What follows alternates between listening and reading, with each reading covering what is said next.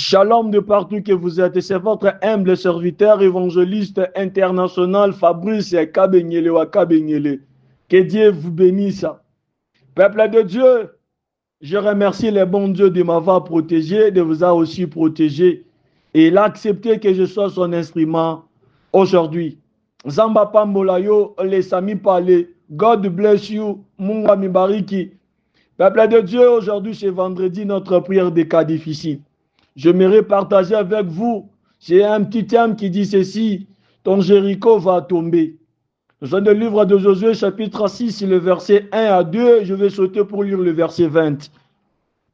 Jéricho était fermé et barricadé devant les enfants d'Israël. Personne ne sortait et personne n'entrait.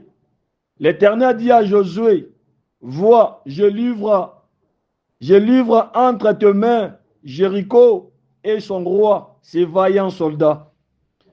Josué chapitre 6, le verset 20. Le peuple poussa des cris et les sacrificateurs sonnèrent des trompettes. Lorsque le peuple entendit le son de la trompette, il poussa des grands cris et la muraille s'écroula. Le peuple montant dans la ville, chacun devant soi et s'emparèrent de la ville. Que Dieu vous bénisse. God bless you. Là, on nous parle d'Israël. C'est quand Israël a quitté l'Égypte. Il a quitté l'Égypte entre les mains d'une personne qui était très forte, qui s'appelait Pharaon. Et Dieu avait délivré Israël dans le main des Égyptiens. Parce que Dieu avait des projets avec Israël. Et Dieu avait même promis à Israël une terre promise. La Bible me dit très bien ceci. C'était devant eux, il y avait les colonnes de l'eau et les colonnes de feu. On sait très bien l'histoire. Et le pasteur, le prophète, le conducteur était Moïse. Après la mort de Moïse, Dieu avait choisi Josué.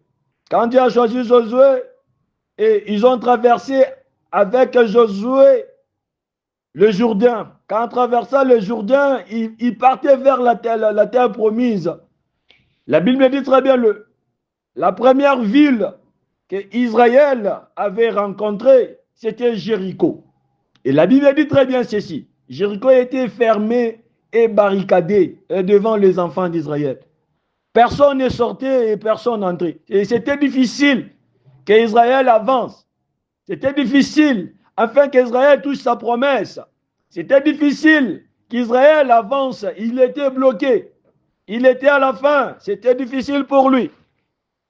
Mais comme Dieu marchait avec le peuple d'Israël, et comme Dieu avait commencé avec Israël, si Dieu commence quelque chose, il achève toujours. Dieu n'est pas un homme pour arrêter un chemin, pour dire que je suis fatigué, je n'arrive plus. Non.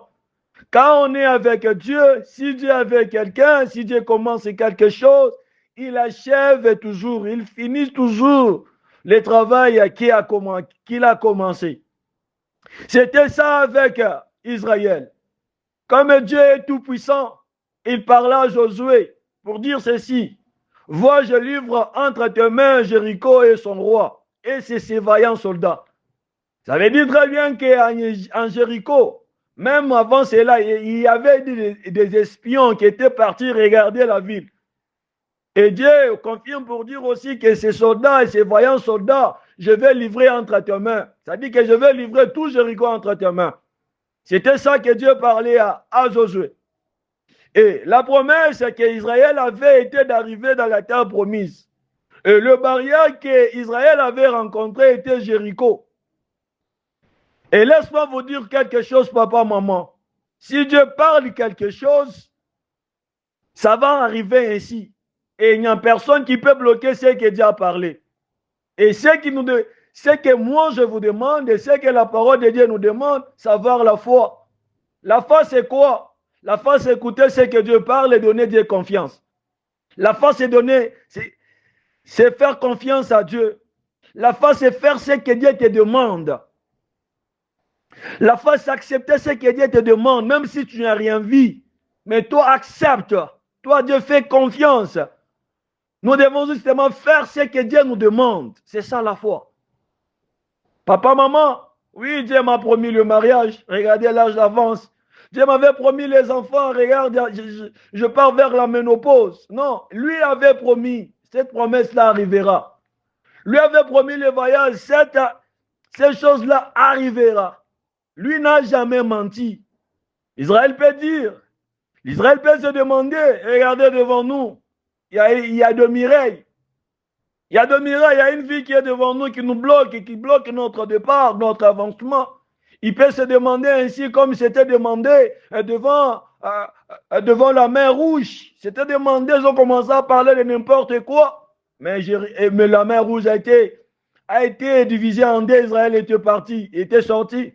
Même devant le Jourdain, il s'est demandé aussi quand même. Mais le Jourdain, le fleuve de Jourdain était ouvert en deux parties aussi. Et eux aussi, ils étaient partis.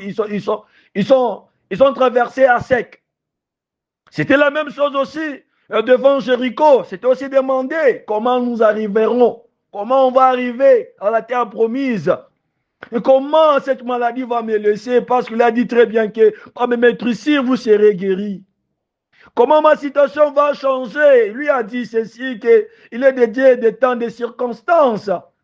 Lui, il n'a jamais échoué. Pourquoi mon problème reste ainsi? Je tiens la Bible à ma main. J'ai déjà accepté Jésus-Christ comme Seigneur et Sauveur. Je sers Dieu, je donne mon offrande, je reste dans sa parole. Qu'est-ce qu'il y a devant moi? Pourquoi ça ne avance pas, les choses compliquées? Peuple de Dieu, le mur qu'Israël voyait devant eux, ce n'est pas de clôture qu'on voit aujourd'hui. Parce que le miret dans le temps, c'était des mirets qui avaient de grandes dimensions. Au-dessus de cette mireille-là, on jouait même, on faisait même les courses de chevaux. Il y avait des courses de chevaux au-dessus de mireille-là. Et c'était difficile pour qu'Israël avance devant. Et Dieu parla à Josué ceci. Chaque jour, vous allez contourner. Vous allez contourner. Quand vous allez contourner par jour une fois. Et le septième jour, vous allez contourner 7 fois. Et à la fin, 7 fois, et on va sonner des trompettes. Et Israël avait fait cela avec Josué. Ils n'ont pas douté de faire cela. Quel genre de choses? Quel genre de combat qu'on fait? Pourquoi faire ces gestes ici? Est-ce qu'on peut tourner seulement pour gagner cette ville? Laisse-moi vous dire, les calculs de Dieu, ce n'est pas les calculs des hommes. Dieu a son calcul. Dieu a la façon de faire les choses, mon père, ma mère, mon frère et ma sœur. Dieu a la façon de faire les choses. Faisons ce que Dieu nous demande. Si Dieu dit ceci, faisons ce que Dieu nous demande. S'il refuse quelque chose, ne faisons pas. S'il accepte quelque chose, faisons-le. On ne discute pas devant Dieu. Il est le Tout-Puissant. Il est omniscient, il est omniprésent, il connaît comment les choses fonctionnent. Vous allez voir si comme il n'y a rien qui se fait, mais il y a quelque chose qui se fait là-bas au ciel. Nous devons justement obéir ce que Dieu nous demande. C'est pourquoi quelque part dans le livre de 1 Samuel, quelque part là, on dit très bien que l'obéissance vaut mieux que les sacrifices. Nous devons obéir à ce que Dieu nous demande. Dieu parlait à Israël, Israël qui signifiait aujourd'hui comme un chrétien. Un chrétien qui n'obéit pas à Dieu, un chrétien qui ne fait pas ce que Dieu lui demande, papa, maman, cette personne-là échouera. Cette personne-là sera bloquée. Cette personne-là ne touchera pas sa promesse. Vous voudrez toucher votre promesse. Vous voudrez toucher ce que Dieu vous a promis. Faisons ce que Dieu nous demande. Nous devons faire ce que Dieu nous demande. Nous ne devons pas douter, nous ne devons pas montrer à Dieu quoi faire. Nous ne devons pas aider Dieu à quelque chose, non. Nous devons faire ce que Dieu nous demande, papa, maman. Il y a des promesses que Dieu avait parlé aux disciples qui étaient derrière lui. Et c'était le jeudi, notre frère Jordi avait partagé quelque chose et quand Simon parlait, où irons-nous encore? Nous irons où? Nous irons rien que chez toi. Et Jésus même avait parlé à Moïse, à Josué, plutôt à Simon Pierre, ceci. Pour les siècles présents, vous aurez le centuple, le siècle à venir, vous aurez la vie éternelle. Il y a des promesses que Dieu nous a promis. Et pour toucher ces promesses-là, on a besoin d'obéir à Dieu. Nous devons obéir à Dieu. Israël avait tourné. Quand ils ont tourné, et les 7e fois, et aussi ça s'est fait comme ça, Jéricho était tombé. C'est là la Bible dit ceci, le peuple pour ça des cris, les sacrificateurs sonnant des trompettes, Lorsque le peuple entendit le son de la trompette, il poussa des grands cris. La muraille s'écroula, les peuples montant dans la ville, chacun devant soi, et s'emparèrent de la ville. Ils avaient passé dans la ville. Ils avaient gagné le combat. L'obstacle était tombé. Israël avait avancé. Papa, maman, nous voudrons avancer. Nous voudrons faire des grandes choses et nous devons obéir à Dieu. Vous voudrez que votre Jéricho tombe, qui est comme obstacle. Obéissons à Dieu. Quand on obéit à Dieu, Jéricho va tomber. Quand on n'obéit pas à Dieu, Jéricho ne tombera jamais. Qui veut son Jéricho tomber? C'est la personne qui obéit à Dieu. La personne qui obéit à Dieu, c'est celui-là que son Jéricho va tomber. Jéricho est quoi? Jéricho, c'est un obstacle qui nous empêche de toucher notre promesse. Jéricho, ça peut être l'impudicité qui dérange ta vie. Jéricho, ça peut être la maladie qui refuse, papa, maman, que tu sois en bonne santé. Jéricho peut être les liens familiaux, les paroles de la famille.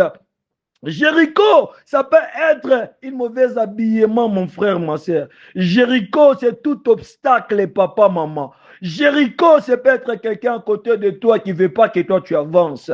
Jéricho, ça peut être la stérilité. Jéricho, ça peut être le célibat qui dérange votre vie.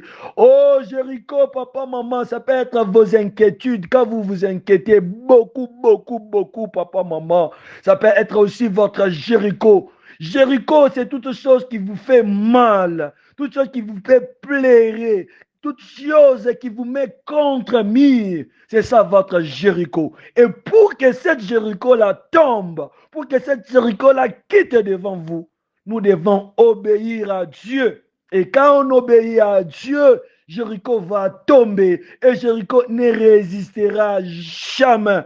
On a besoin de la foi. Croyons à Dieu. Faisons Dieu confiance. C'est lui qui fait confiance à l'autre et faisons ce que l'autre là lui dit. Faisons ce que Dieu nous demande. Qui veut voir sa promesse? Qui veut avancer dans la vie? Qui veut voir le changement dans sa vie? C'est celui-là qui obéit à Dieu. Obéissons à Dieu. Obéissons à Dieu. Obéissons à Dieu et notre Jéricho tombera. Ton problème aura la solution, mon frère, ma soeur. La chose qui te dérange, tu laisseras. Les liens familiaux seront coupés. Les paroles de la famille vont tomber. La stérilité, tu laisseras. Le célibat, tu laisseras. La chasseresse, tu laisseras. Toutes choses qui te font pleurer, ça s'en changera en joie. Le blocage va quitter. Les barrières vont quitter, papa, maman. Obéissons justement à Dieu. Faisons justement ce que Dieu nous demande. Lisons la parole de Dieu. Continuons de pardonner. Pardonne. Ouvre ton cœur. Pardonne, papa, maman. Fais ce que Dieu te demande. Adore ton Dieu. Sers ton Dieu. Fais ce que Dieu te demande, papa, maman. On va toucher notre promesse. Il y a une promesse qui nous attend. Il y a une promesse, papa, maman. Il y a quelque chose que Dieu vous avait promis. Papa, maman, nous devons toucher cela. Et ce soir, papa, maman, obéissons à Dieu. Et Jéricho va tomber. Jéricho va tomber. Oh, c'est un bon thème. C'est un bon thème, un bon thème. Venez, nous allons prier. Ce soir encore. Et Jéricho va tomber. Jéricho va tomber. On va demander au cher Saint-Esprit de Dieu de nous donner le vouloir et le faire. De faire ce que Dieu nous demande. Et la Bible nous dit de prier sans cesse. Prier, c'est la parole de Dieu. Faisons cela pour que notre Jéricho tombe, papa, maman. Que Dieu vous bénisse. Venez, nous allons prier. C'était votre humble serviteur, évangéliste Fabrice Kabengele wa Kabengele. Amen, amen.